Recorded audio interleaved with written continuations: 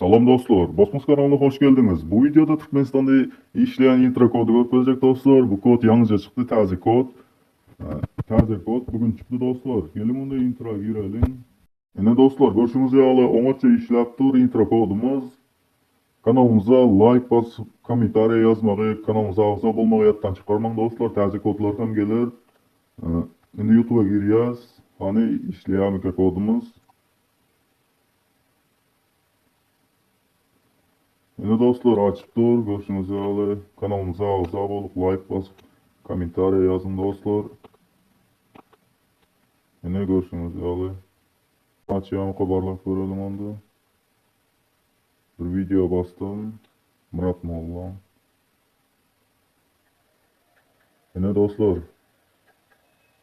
İnşaat işleyen kodların. Режиссер Мрат Молла. Оператор монтаж. Dostlar indik videolarda görüşen